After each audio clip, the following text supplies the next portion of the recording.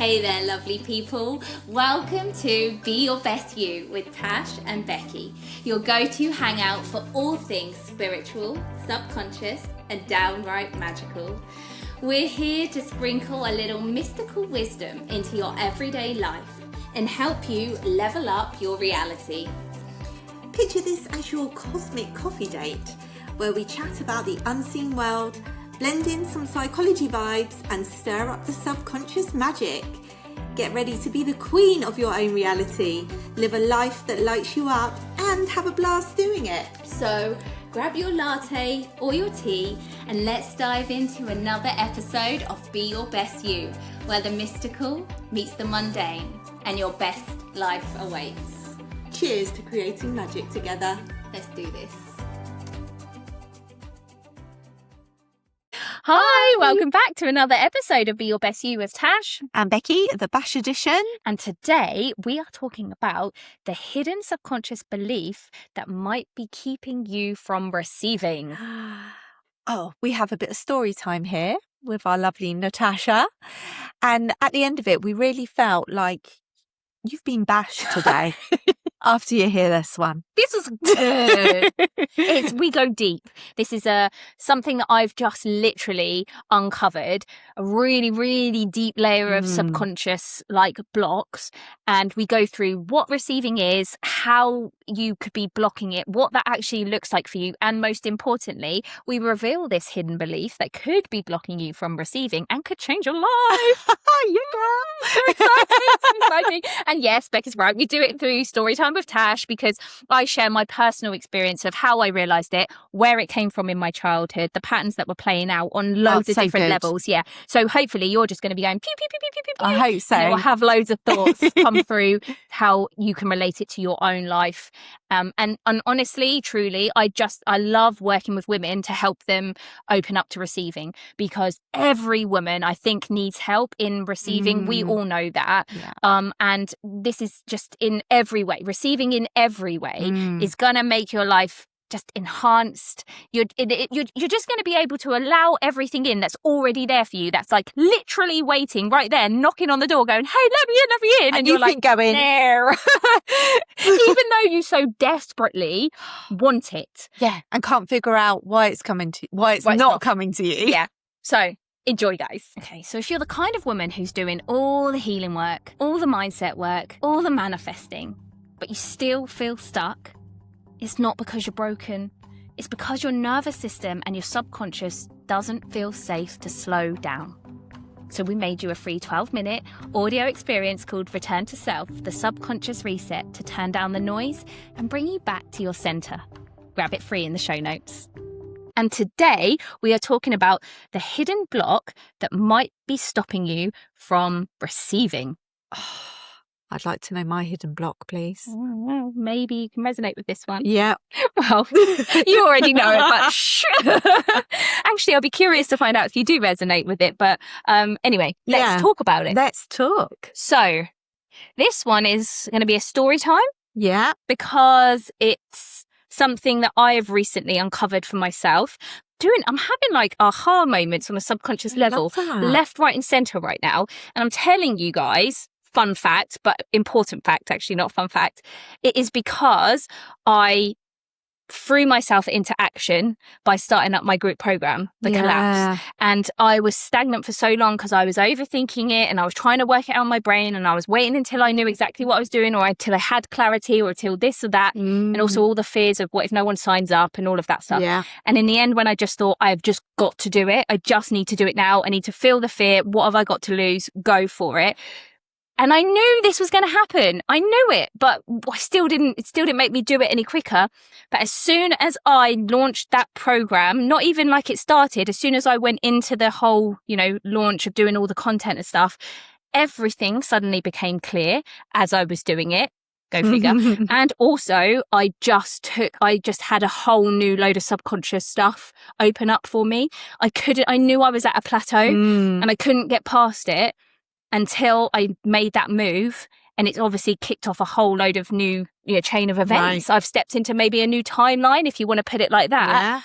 And I have just had, where before I was stagnant and I was like, I just don't know, I can't see, you know, what I need to uncover next. And I was looking for it and I couldn't find it. And something told me, you will know if you do this. Yeah. It will become apparent, it'll become clear. And it's short, and it really has, like, so many deep subconscious patterns have come to the surface for me in such a small amount of time, and it's just one thing after another, and it feels so good because I've been waiting for this for like 2 years. So I just wanted to add that in, because if you are waiting on doing the thing, if there's something in your life, like whatever it is, leaving a relationship, starting a relationship, moving in your career, doing something, like anything that you know that you have to do, but you're scared to do it for whatever reason, and you're feeling really stuck and stagnant and like, I'm just not like moving, please just do the thing. Please. And trust.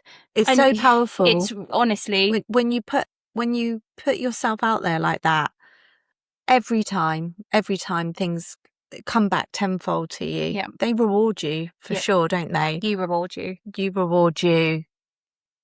But anyway, that was just a little friendly side note. Yeah. And I know it's so easy, like, to sit and say it, because I heard loads of people saying it to me. It doesn't make it any easier for you to take the leap. Yeah. But it's so scary, isn't it? It's so scary, but you realise that the very things you were scared of, you don't need to be, oftentimes it doesn't even come to fruition anyway.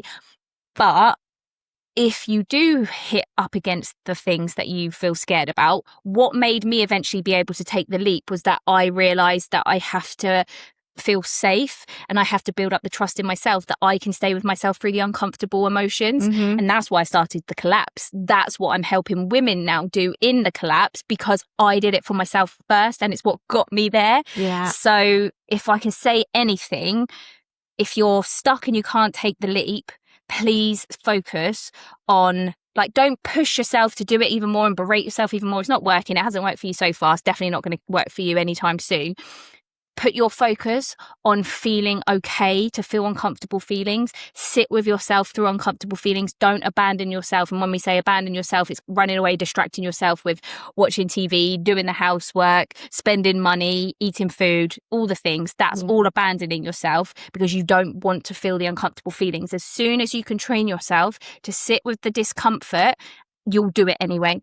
And that's that is what eventually made me take the leap. It wasn't someone sat on a podcast saying, you've just got to take the leap and then everything will happen for you. It wasn't that. It was me realizing through my own experiences, which we've spoken about on the podcast before, haven't we? That I just needed to learn to stay with myself, and that I could manage and deal with and handle uncomfortable emotions. That's what will get you moving forward. Every single step. Doesn't mean you won't feel fear, but if you can get that on board and train yourself in that respect, every leap that you have to make is going to be slightly easier, because you know that you're going to be able to handle it. Yeah. If you want help with that, get in touch with Back the Collapse. Anyway, back to normal programming. Sorry. So today we're talking about the hidden subconscious block that could be stopping you from receiving. So this is one close to my heart, because all of the women that I work with, and when I say the women that I work with, it's the heart-led, sensitive, empathic, intuitive, spiritual, lovely ladies. Lovely yes. ladies. All of you, and I reckon I could probably make a sweeping statement and say most women, to be fair, have issues around receiving. Right. Now, there'll be different, like, I've seen so many different reasons as to why people have problems receiving, but I uncovered, like I said, after, having this, and I kind of up level, a very deep subconscious reason that has definitely been keeping me from receiving. Now, before we dive into that, I just want to clarify, because some of you may be asking, what is receiving? Yeah. Do you know, like, when I say stopping you from receiving, what comes to mind when I say that for you? This isn't for me, but I feel like for a lot of people, this is me just thinking for other people, it would be, say, love, not being able to receive love because you don't love yourself. Your self-love isn't So, and that's the block. That's like quite clear to me why someone wouldn't be able to receive love, because it's self-worth, self-love that you need to work on first. That's the first thing that comes into my mind. But then for me, I'm thinking more, what am I thinking of that I could be blocked around? I think like money for me, that I have some kind of subconscious block about receiving, not necessarily money, but I suppose a little bit like you, Tash, where you'll go on to tell your story in a minute, like with maybe, material things. Mm-hmm. Yeah. Mm-hmm. But I don't really know what that block is yet. Mm-hmm. But the whole receiving, that's what you answered my question. Yeah. The whole, like, what does receiving mean, this concept? Yeah, like being able to, like with the love stuff, being able to let love in. Mm-hmm. Yeah. There's blocks, lots of different things that could be going on there, couldn't there? Yeah, but but what I was asking was literally, what does receiving mean to you? Yeah. Because I think some people don't, like, they hear this thrown around, but they don't necessarily understand the concept. So yeah, love is the main one, because everything runs from love, right? So so when I talk about stopping you from receiving, and I work with women who struggle to receive, it is receiving anything. Most people automatically think about money and love, but there's loads of things that we can receive. Compliments, opportunities, peace, joy, happiness, like literally receiving means anything that is coming towards us, and is typically in this context that's going to be positive for you, right? Because that we don't want to receive negative stuff. Like, that's great if we were blocking that, that's brilliant. Unfortunately, usually we have got it the wrong way round. Usually we're really great at receiving the negative stuff, and this kind of comes back to your perspective, right, doesn't it? But for this episode, I'm literally specifically talking about receiving positive things. Love and money is definitely big ones, and probably will feel the most relevant to people listening. But it's important to note that we want to be receiving everything. Abundance comes in. It's not just money. Abundance of everything. Abundance, like I said, abundance of joy, abundance of happiness, abundance of peace, like abundance of clients, abundance of followers if you want that. Like we want to receive the good things, okay? And so many of us, particularly women, but men as well, but I'm talking about women here for now, because that's who I mostly work with. We really, really struggle to receive. Now, a lot of that is societal programming. Definitely this kind of like masculine, feminine thing that's got warped over, time, long periods of time. So that being born into a female body is going to put you on that track before you've even got started. But then we have the conditioning, the programming, etc., which adds on top of it. So one of the things that I love to do is open people up to receiving. We mostly work on love is a huge thing, because like you said, it's linked with self-worth, just everything. We always know that everything is just a reflection of what we believe inside. So if you can let in love, do you know how many people that I see that feel really, really unloved, or they feel alone? They feel disconnected, basically. That's the word, because when we block receiving, we're disconnecting from connection, right? And I always say to them, the problem is this block that you have around receiving, it's preventing you from seeing what is already around you. And this can be said for everything. We can take this to mean anything. We could be talking about any topic. This is the problem. Like, our beliefs are literally stopping us from seeing what's around us. Everything is possible. All potentiality is around us. It's just what beliefs we are holding, or that we have, that are stopping us from seeing it. So you see all these women that have got like lovely lives, and they feel like, I've got everything, I should be happy, and I'm not. And it's a lot of the time it's because they're not allowing themselves to receive what they have. So they know their conscious mind is telling them, well, I've got like a good husband, lovely kids, a lovely house, a nice life, why am I not happy? And then you beat yourself up about it. Exactly. So that in general is receiving, and there's a lot of reasons as to why that is. And I'm sure a lot of you, if you're thinking about yourselves, can think of very surface level reasons as to why you can't receive. Yeah. This one I'm going to talk about, because I've done all that.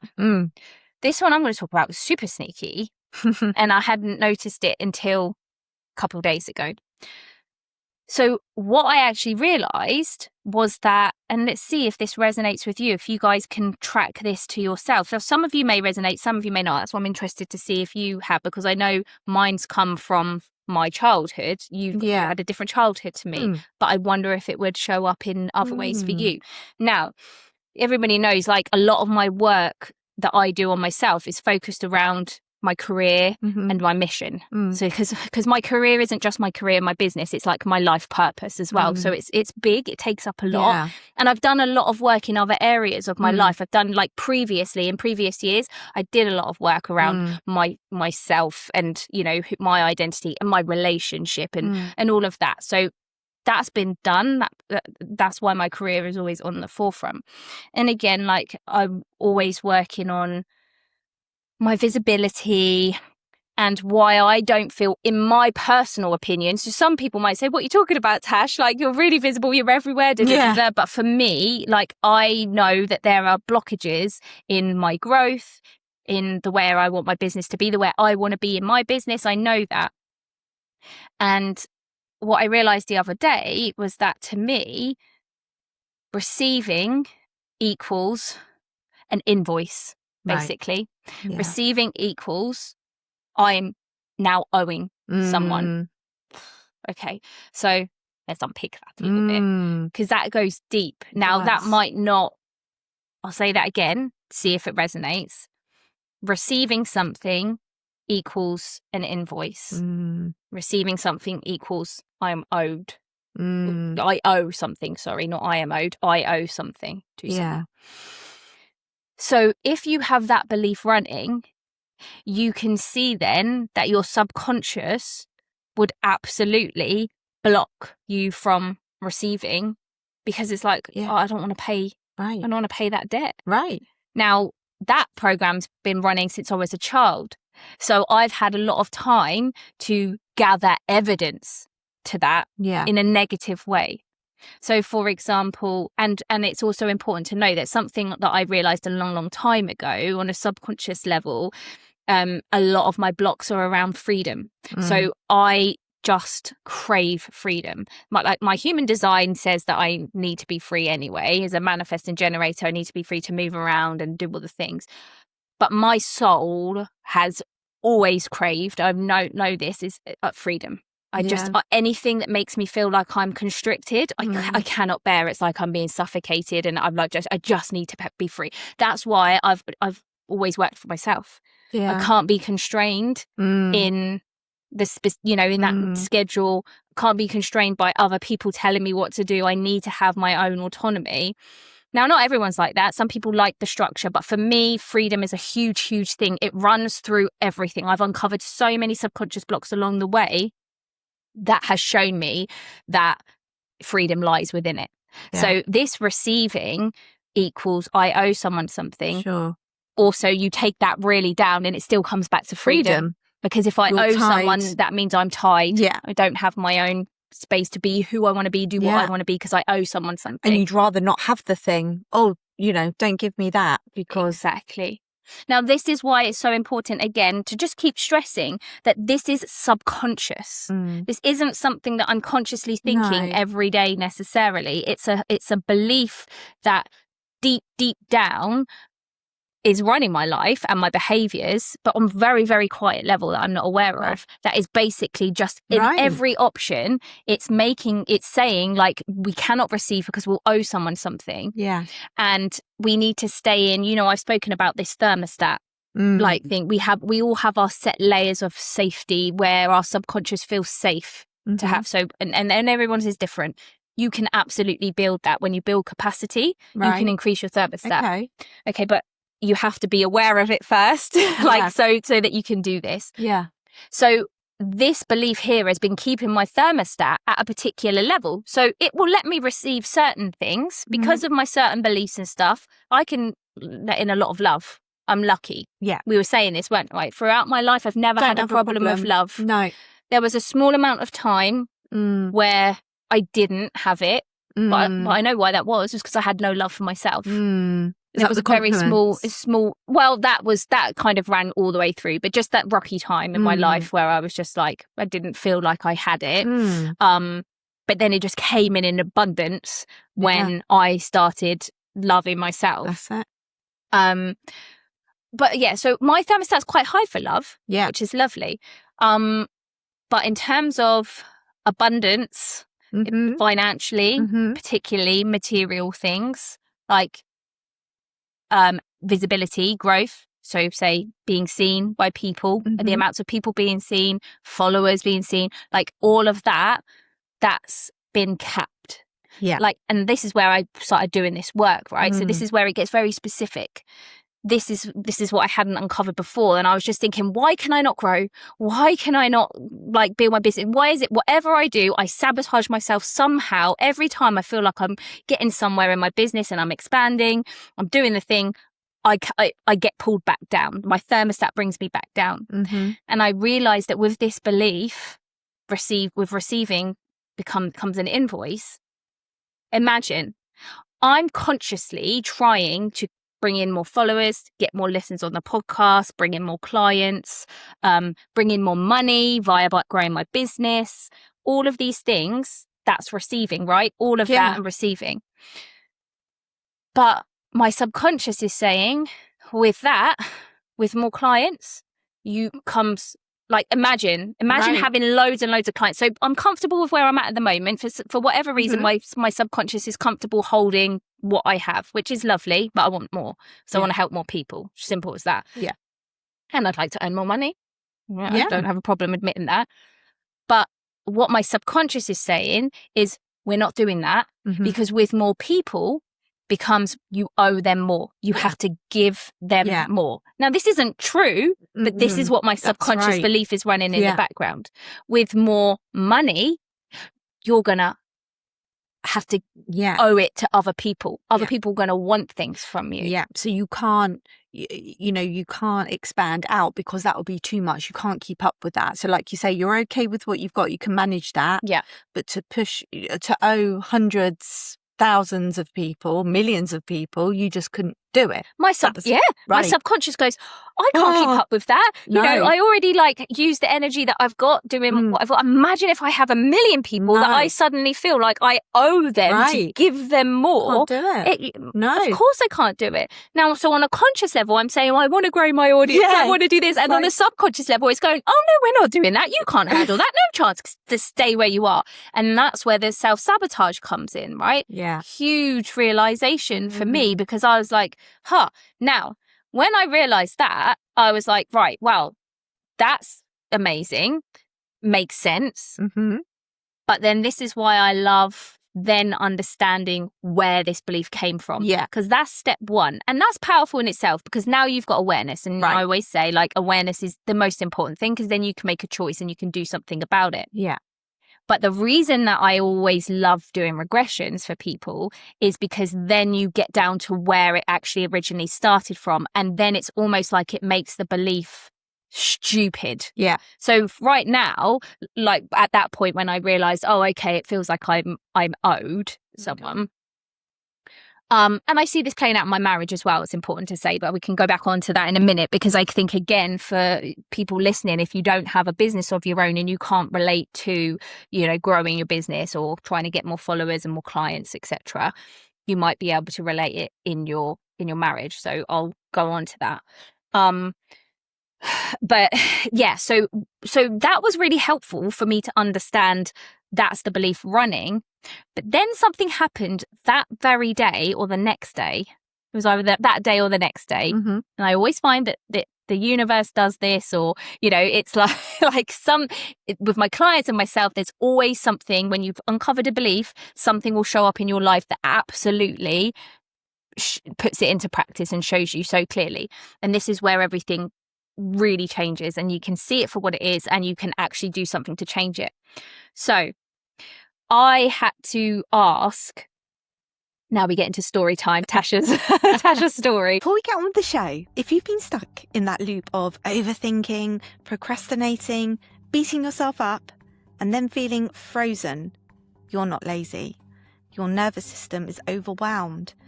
We made you a free 12-minute guided reset to help you soften, breathe, and come back into safety.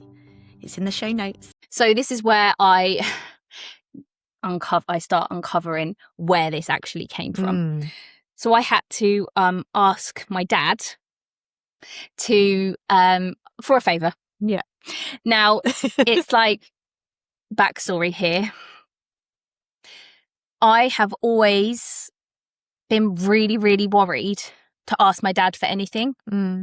I've been like, I feel it physically in my body. So you always know when you feel something in your body, when you feel these sensations in your body, it's a nervous system memory. Right. There's some kind of trauma linked there. Because think about it. We do things a lot of the time. We don't feel anything in our body. Right. We just make it. There's no, as soon as you have a visceral feeling in your body, you know there's something there. You want to be looking at that. Yeah.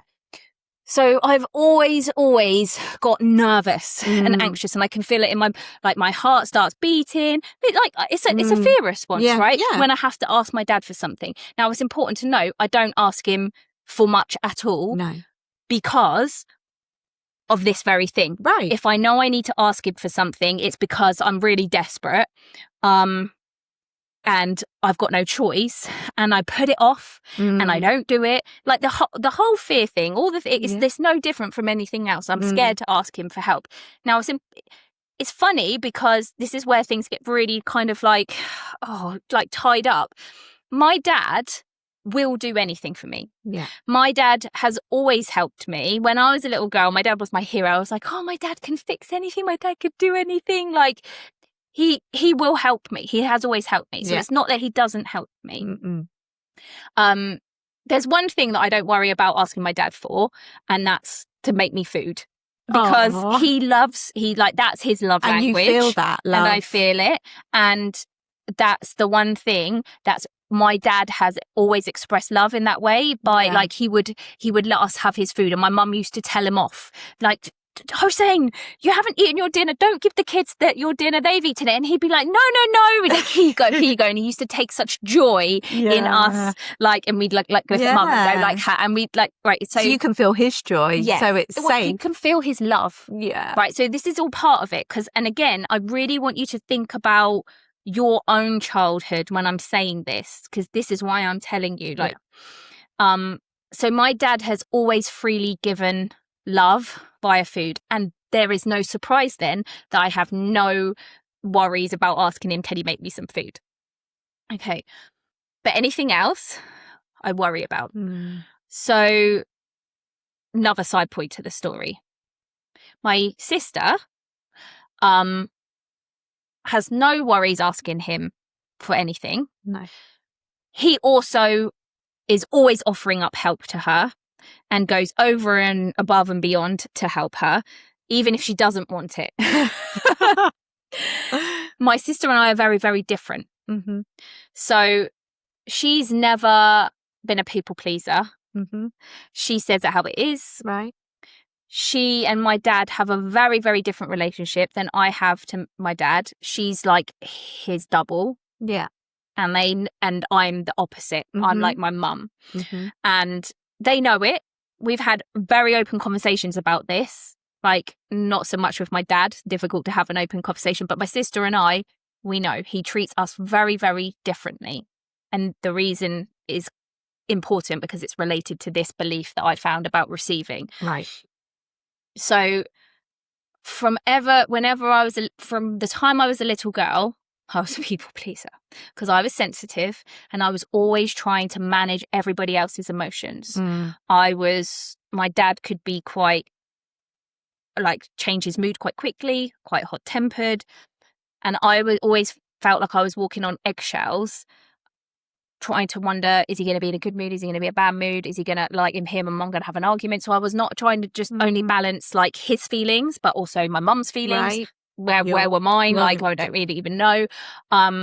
So that was a whole load of stuff in itself. But what I learned to do was play the game and be a good girl and keep him happy, so that obviously the whole area, that whole energy basically could feel okay, because I didn't realize at the time, but I was sensitive. I was picking up on energy, and my feelings were very dependent on how the mood of the room was feeling, right? Yeah. So I learned to do that. I learned to, if I did this and if I gave him attention, or if I blah, blah, blah, whatever it was I did, then he would be happy. Then he would give me love. Yeah. Okay. And that's what happened. He did, as long as I was being good. As soon as I very rarely did, this happened more when I got older, but if I ever stepped out of what he wanted, now it's also important to say that my dad's Iranian, and they see the world very differently. He grew up in a very different society with different kinds of rules, particularly around girls and women, and he was very, very strict. His dad was very high up in the army. So all his older brothers were in the military. It was very strict, regimented. And my dad was like, that was what our childhood was like. So we had the culture, the Iranian culture, bashing with the English or British culture, which was tough growing up. But also added on top of that was my dad being raised in this kind of military family, and, whatever came with that. So, I forgot where I was going here, but so basically, if I stepped out of his rigid conditions that I typically stayed in to be happy, to keep him happy, to keep everyone else happy, it was fine. When I stepped out of that, he would get really angry, and he would really the energy would change for whatever reason, and he would hone in on that control. Pull me down, get me back in line, so to speak. Now, I'm talking about, we can say a 5-year-old, and he didn't want me to go to a boys' party. That's the level we're talking about here.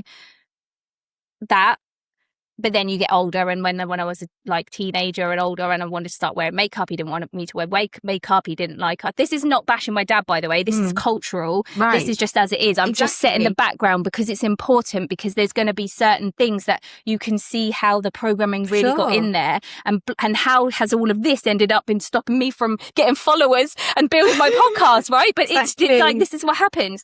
So I learned that I get my dad's and effectively, so as a 5-year-old with the party thing, basically, if I wanted to go to that and he got angry or upset, a 5-year-old child doesn't understand that, oh, that's his culture, and this is his own problems, and blah, blah, blah, blah. All it understands is daddy doesn't love me. Yeah. If I do this, daddy doesn't love me. But when I'm a good girl, and when I overgive, because that's what I did, every part of me learned to just give more of myself. And I didn't just do this with my dad, by the way. I did it with everyone. But I know this is where it started. This is where it came from. But then as I got older, I very quickly did it with everyone, and then it just got more and more solid. So now I learned when I overgive, then daddy loves me. Then everything's okay. And so what that effectively translated into, fast forward, is that if I give something, then, if he gives me something. Now, also, so I should say, then, like I said, my dad always did do things for me. He always did. And I made that mean, dad does stuff for me, but I have to be a good girl, and I owe him. I owe him. When he does something for me, I owe him to be a good girl. I owe him to make him happy, because if I don't, then he's not happy, I learned that things come with an invoice. Now, that was more blurry back then when I was a child, but as like I said, as you then start forming that belief, it gets more solidified, and it gets more kind of concentrated, particularly in our relationship, to the point where I would ask my dad for something, and he would just be like, oh, so now you want something from me, now I'm owed. I cannot ask something because I have to give him something in return. And it was just it blew my mind because I've just realised, not linked to my dad at all. Oh, okay. I don't like receiving because it makes me feel like I owe someone something. I'm thinking on a purely client level, right? Then the incident happened, coming back to the future. Sorry, we're jumping around. The incident happened. The thing happened where I had to ask my dad to look after Ollie while we go on holiday. And I'm like putting it off. I'm just like, oh, I'm really nervous. And then I finally built myself up to do it. I mean, how sad and how ridiculous. I know. But it's still that little child in me that's running the show, right? And so, and I know, and the reason I'm nervous is because I know what's coming. I've learned enough that this is what happens. Yeah. Now, before we go there, I should say I do a lot for my dad. Yeah. Obviously my mum died 6 years ago. He's on his own. And I know that. Always there. I try and be there. I'm not saying I'm a perfect daughter, but if he needs me, I'm there. I'm his only support, really, in terms of emotionally. So I deal with all of that. I deal with things, have conversations that a daughter probably shouldn't have with a dad, but again, it's okay. I've learned boundaries and stuff now. So I had to do a lot of work around my dad, but I've learned boundaries. I'm happy to do it because I'm happy to be there for him because I also know I have protective measures in place. Yeah. But all that aside, it's important to say that I do a lot for my dad. Yeah. I support him. And even if it's really inconvenient, like there's an incident, wasn't there, where I had to drop everything. I spent the whole day doing a lot of things. We don't need to go into that story. But it's like whatever I do, it's not enough. Right. My sister, on the other hand, doesn't do anything for him, doesn't ever call him. I can sit on the phone with my dad listening to him for an hour and a half. Yeah. But that's okay. I'm happy to do that because he's my dad. I know, I want to be there for him, but I'm busy. I'm a busy person. I've always got stuff on the go. I don't have time to say call him every day or check on him every day. And I know, again, because I'm intuitive, I know what he's thinking. I know that. Now, the old me would have gone, the old little Tash would have gone, I better phone him because I know he's thinking I don't care about him and I'm not. Now I'm like, that's not mine. No. That's his. I will call him when I'm ready in my own time. So there's lots of work that's been done there, but that's what I'm saying. This has just gone such a level deeper. I wasn't aware of it. So I asked him, Dad, I really need your help. Oh, can you please, what is it? Please, can you look after Ollie? I've got no one to look after him. We're going on holiday in 3 weeks. Now you want me. Now I'm got to do something for you. What, where have you been? Literally, I can't remember exact words, but it was something like, you want me to do that for you? What do you do for me? Yeah. And I actually, again, I spoke up for myself and I said something I would never have said before. And it was like, oh, what about the other day when I did da for you? Yeah. Completely dismissed. And again, he said yes. He said he would do it because my dad does. Yeah. He will do anything for me. Yeah. So again, I really want to stress this isn't about bashing my dad. No. It's just the subconscious patterns that lie underneath it. So as soon as I asked him and he said yes, I'm like, then straight away, the next thing comes in is, right, what do I need to do for him? Where I need to make sure that I call him for the next 3 days, or I need to make sure that I do this or I do. Straight away, he's done something for me. I've received something, and now already I'm thinking, what do I need to give him back? Right. What do I need to give back to him? Yeah. And it was like at that point, everything fell into place. I was like, this is where that pattern began. Yeah.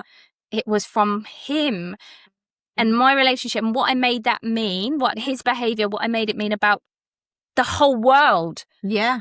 If I give something is expected in return. And it's if someone gives me something is always expected in return. Yeah.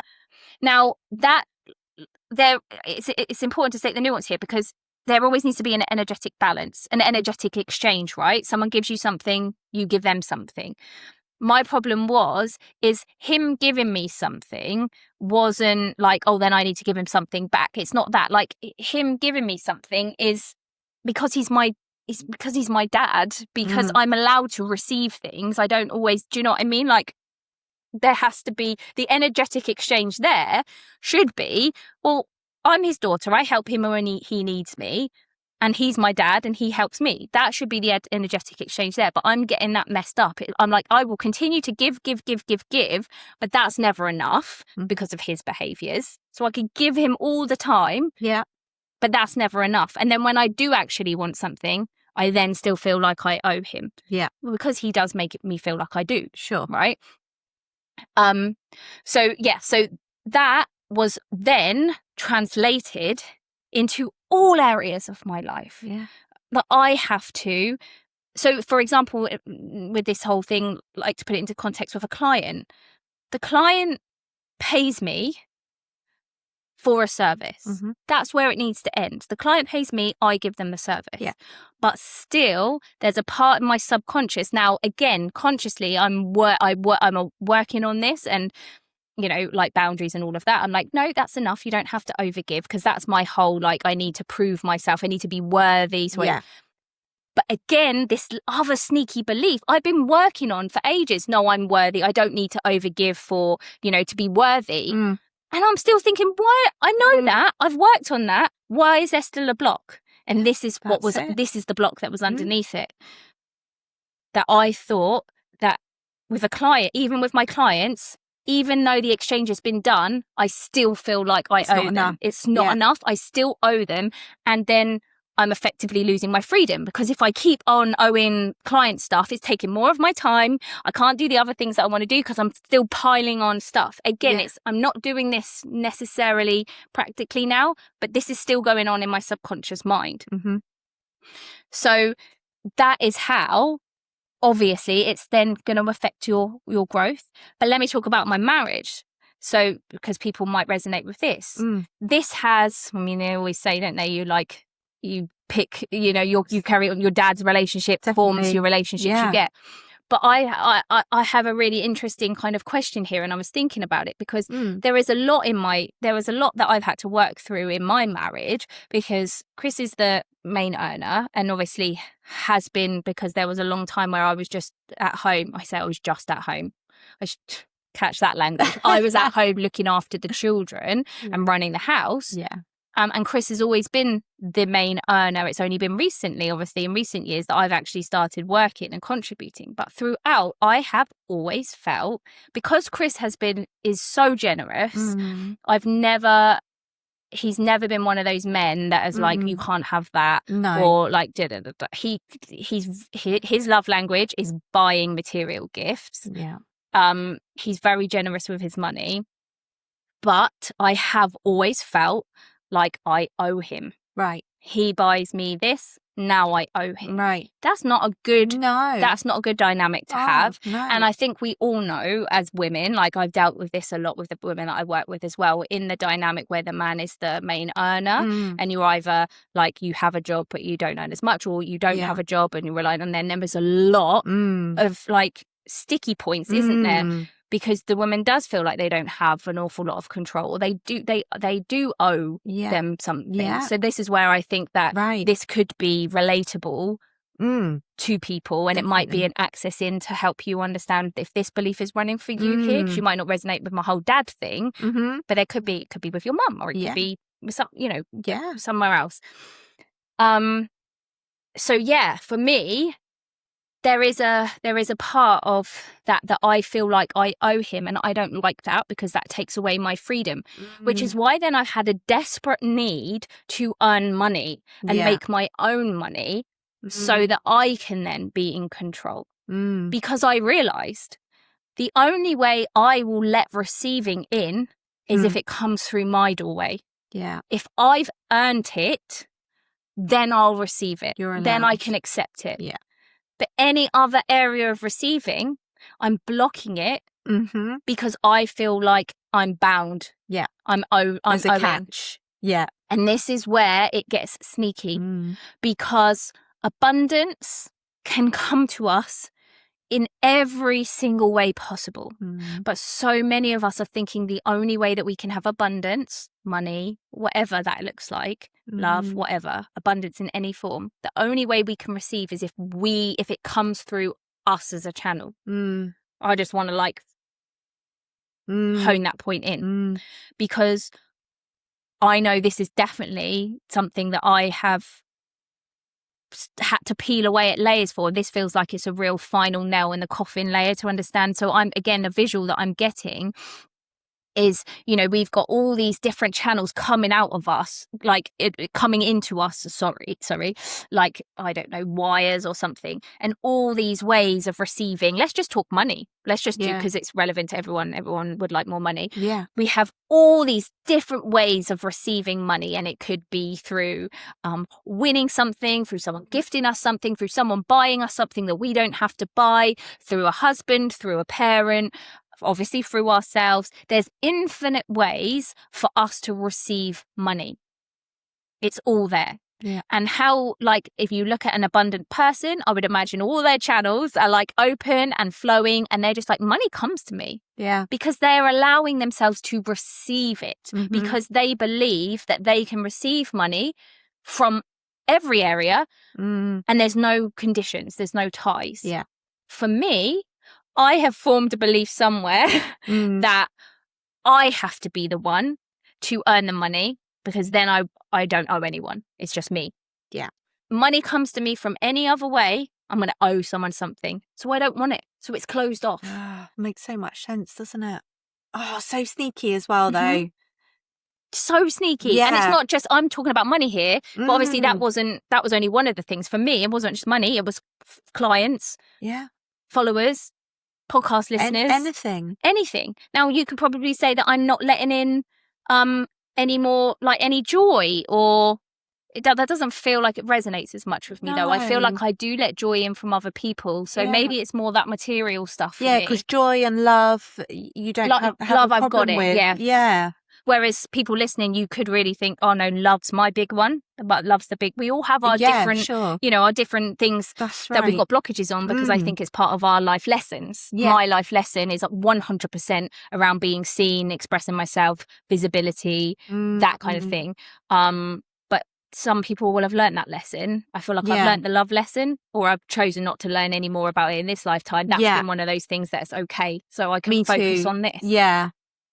But it's like we said, this receiving, if we bring it back to being broad, that belief that I had to earn my abundance, or I have to do everything to be okay to receive it, like that's where you get to a point where, well, either one, your business is blocked, blah blah blah, but two, where you might think, well, look at me, I'm living a really, like, lucky life, got a lot materially, very comfortable.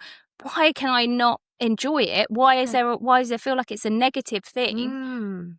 And that's exactly why. Yeah. As soon as I realized that, and I can embrace people giving me things, knowing that I don't owe anything back. Like, it can just be somebody gives me something and I can say thank you. Yeah, and live in that lovely high vibrational feeling instead of, like, what a waste, really, isn't it? To not be able to enjoy that vibration, that frequency of I guess it all comes back to love, because if they're giving you something, it's like with the intention of love, isn't it?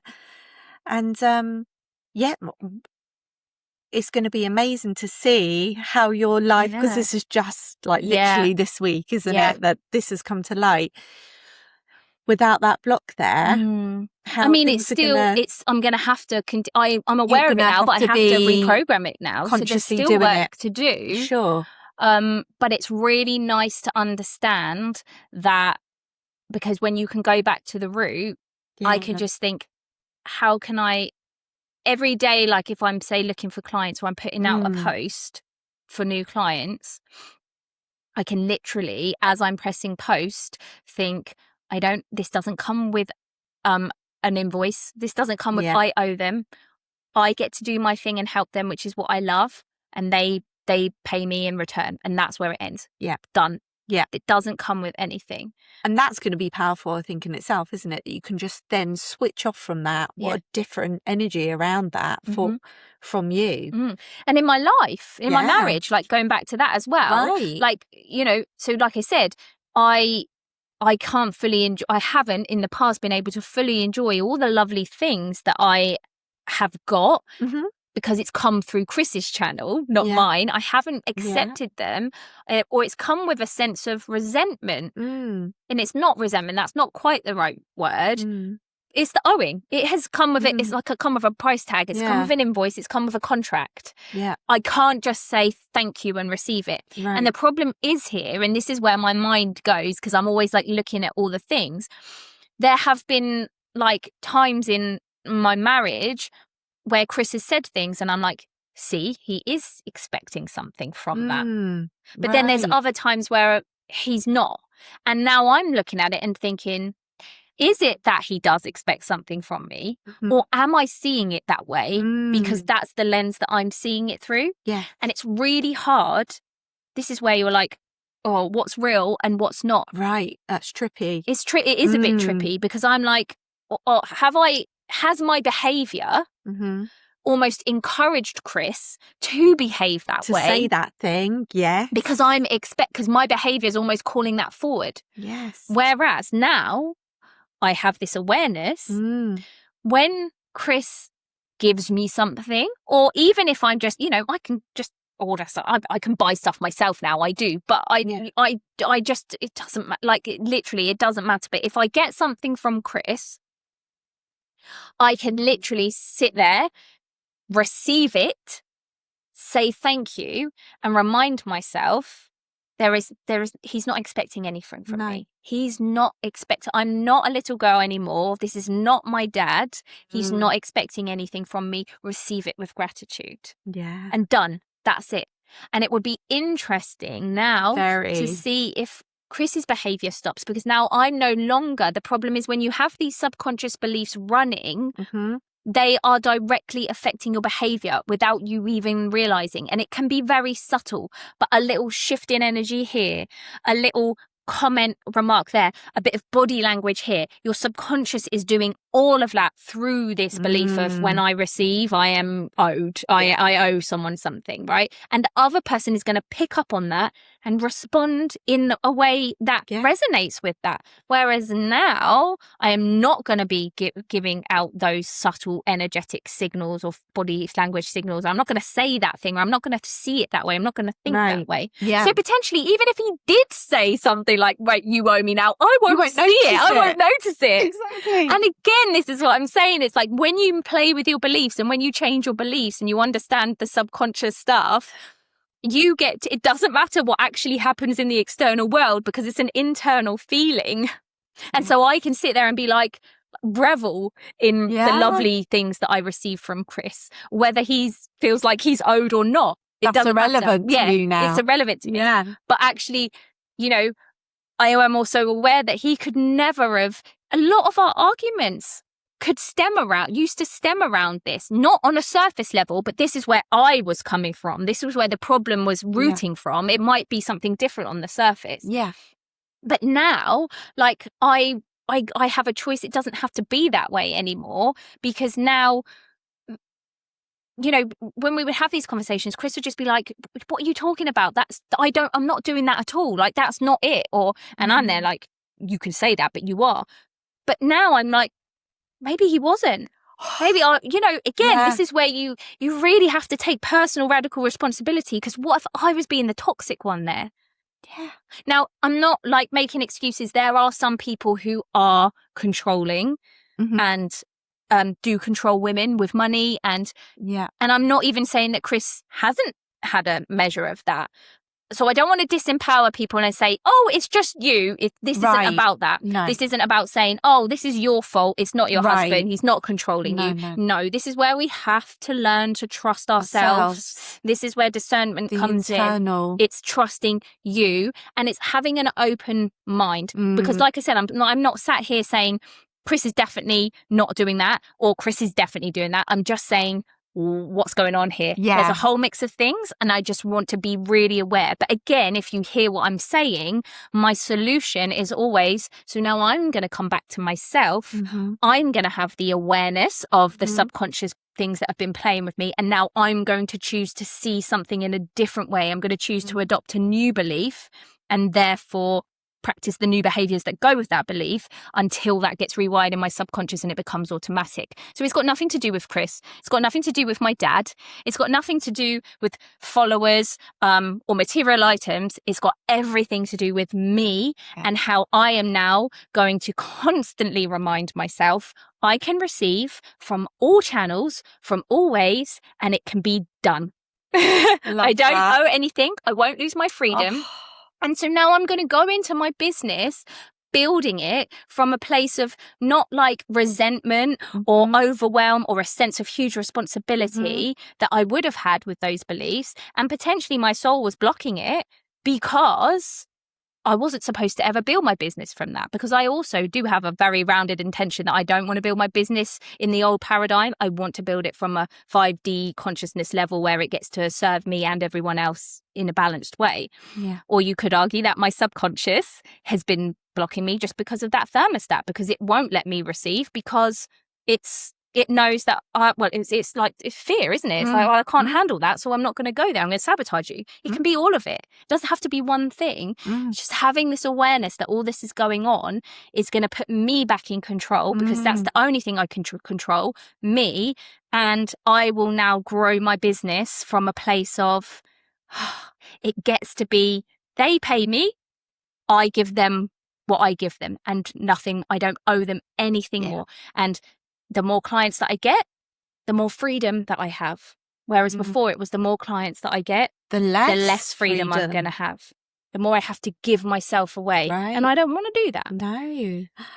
Oh, my word. How light does it feel in here now? I know. Right? It's lovely, isn't it? It's beautiful. So lovely. Oh, I'm so pleased that it's been a long time coming, hasn't it?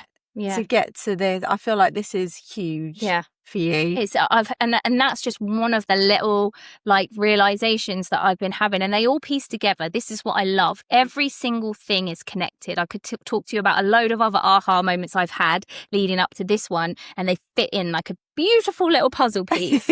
And I just hope from this episode and me sharing this is quite personal, but I hope that something in there has sparked something, has resonated with you, and really if I can give you one image to take away with, because I think images help.